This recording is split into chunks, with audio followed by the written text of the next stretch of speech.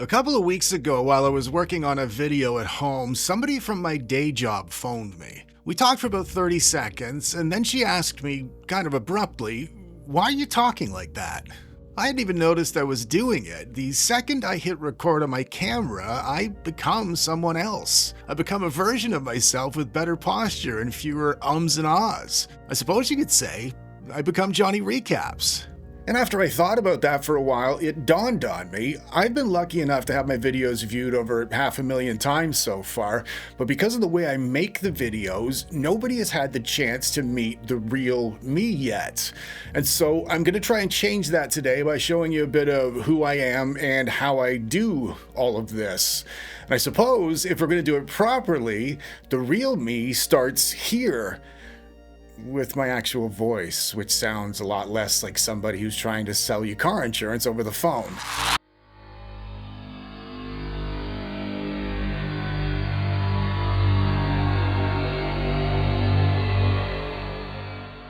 For me, the horror thing, and by extension this entire channel, all started right here with this badly dog-eared and possibly tea-stained 40-year-old book. I had a nasty surgery when I was 7 involving a rather assertive tumor that was pushing up against my brain. On the first night of my lengthy recovery in the hospital, my mom handed me a book to keep me company, and all she said was, "The boy in this story is called Jonathan too." If you haven't guessed, the book is Bram Stoker's Dracula, and I have been hooked on horror ever since. But if you've seen any of my videos, you'll know my passion for these movies goes way beyond the typical, did I like this film or not? And when I first started the channel, I sincerely believed that passion, coupled with my creativity, would have been enough to grow the channel. But recently, when I've been trying to determine why the channel is not growing, I've been forced to consider not just the possibility, but the probability that what's actually holding me back is me. Compared to almost everyone else doing what I do, my style is kind of weird. I present out of gothic mansions and rustic shacks in the Australian outback. I flirt with 7-foot-tall amorous scarecrows. I have lost my identity in a Korean train. I've even gnawed through my own wrist once to keep things interesting. But even knowing it's weird and a lot of people don't really get it, I've learned over the last year or so these things that make my videos weird are also the things that make me the happiest. Every lighting angle and temperature and every ornate picture frame and candlelight is me making the choice to do things the way I want to, and ultimately being happier for it, even though I know it would be way easier not to.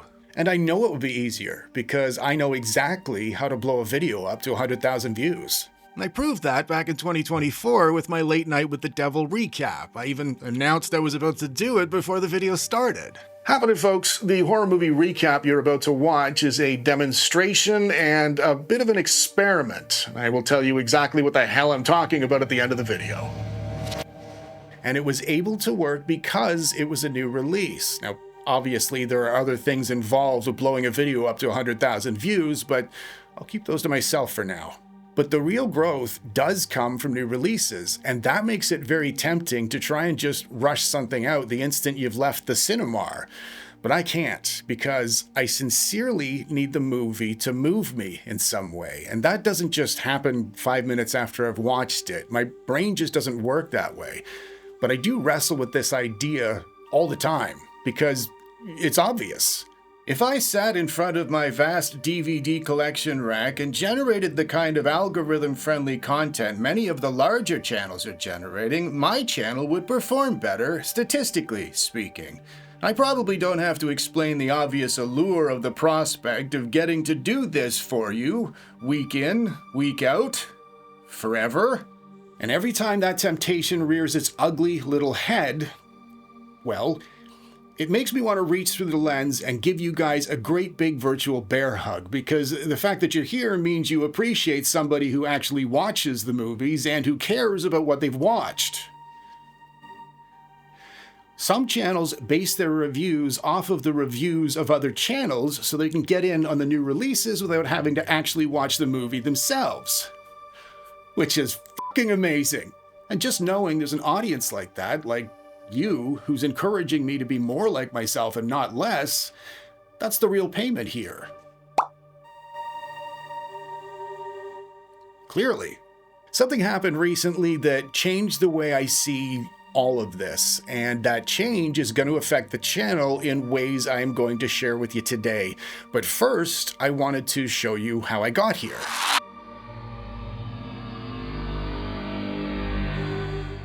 This, my friends, is where the overly enthusiastic 7-year-old eventually built his horror lair. This, as they say, is where the magic happens. But it's also just the spare front room of my house. Or at least it used to be. I do all my own graphics and special effects. I also create all my own audio, from the sound effects to the horror voices and even most of the backing tracks.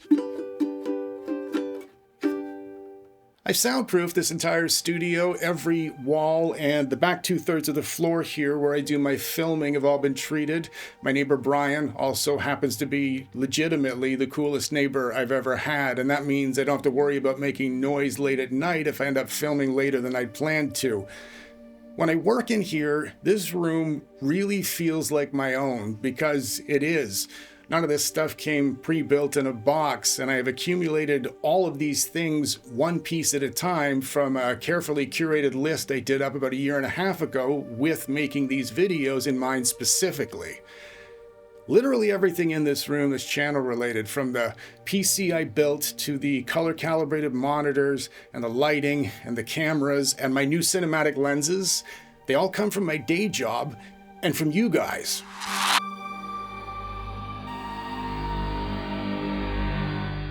Now, picking the actual movie can take quite a bit of time for a couple of reasons. First and foremost, I have to avoid certain corporate entities who, let's say, have a very creative interpretation of fair usage legislation.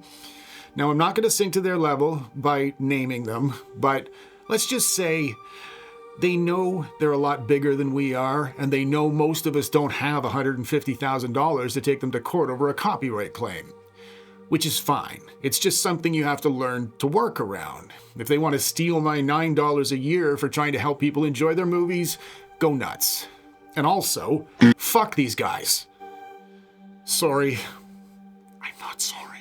And then, even after I've picked the movie, I end up having to dump 1 out of every 3 or 4 of them because they just don't have enough substance to analyze. The last thing I want to do is waste your time. If the movie happens to survive all those cuts, I end up watching it at least 3 times, from right here in the comfort of my big, beautiful bed. The first viewing is always just a casual one. The second viewing is where I start taking all my notes.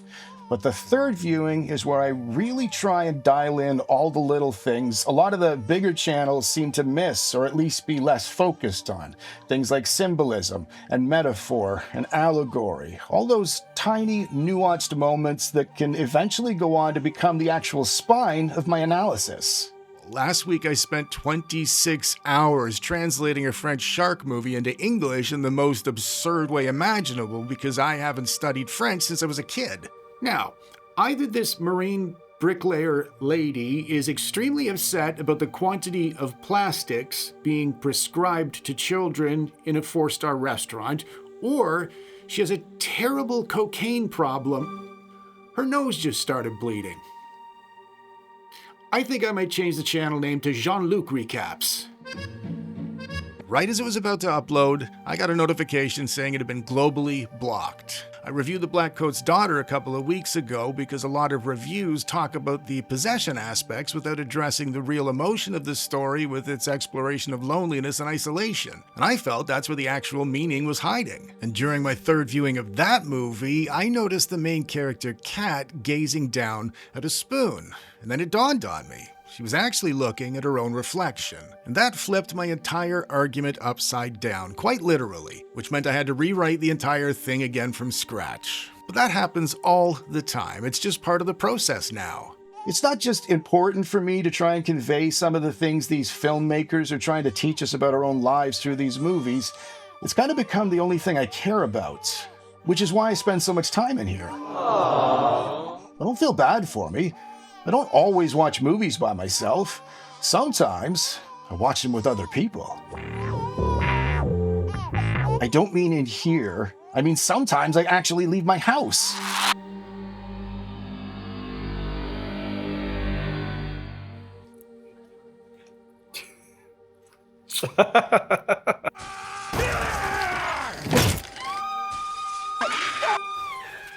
Sometimes I'm just a normal guy who likes going to the movies with his best pal Carl. Oh. Or at least I look normal, because the second my beautiful butt hits these overpriced, oversized lazy boy recliner chairs, my brain is already breaking down and picking apart every single fucking frame of the film. Shh. Carl? The writing part takes the longest because I have to turn all my scribbled notes into a 15 to 20 minute narrative that balances the comedy with the horror and the drama while I'm trying to convey whatever thesis is floating around in my head. And getting those elements right is important. If you throw in a joke at the wrong time, you can wreck the vibe of the entire analysis. And conversely, if you fail to acknowledge a brilliant moment of levity, people in the audience might think you've missed the entire tone of the movie. You already know what happens when I hit record. I become that guy. In Midsommar, Dani's core tragedy and her core flaw is that her trauma becomes a gravitational field from which no one around her can escape. The film opens with an unimaginable horror, and for that, she deserves nothing but compassion. But elementary, surface-level readings of Dani entirely miss the philosophical problem and how that trauma is then subconsciously weaponized. She doesn't just have needs, she becomes need. Her identity completely fuses with her status as an anxious person who is aware of her own anxieties. Dani's being becomes a void that constantly demands to be filled by external reassurance, which is an impossible task for any human partner. So writing for that guy comes with its own weird challenges. And after more than 250 videos, including all the blocked ones, I'm not always sure which voice is which anymore.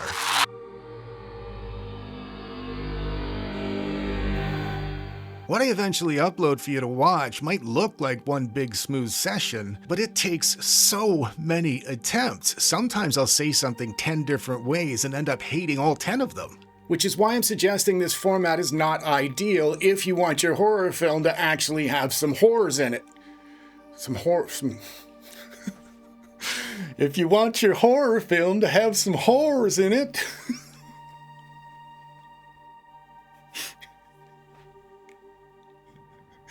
You know what, I know what I meant.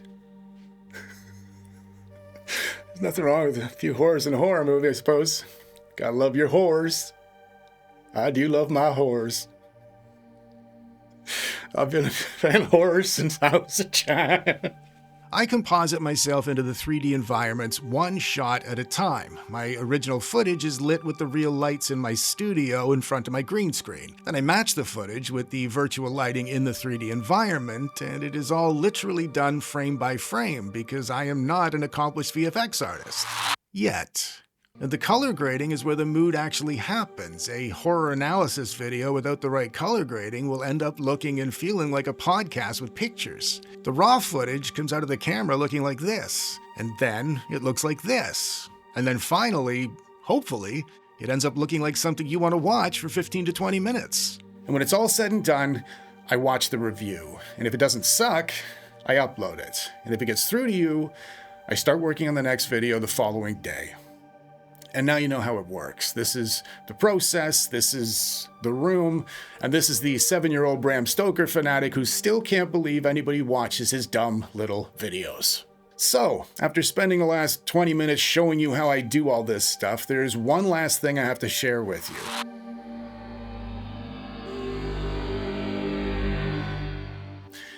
In August, my heart stopped, and for about 35 seconds, I left this place.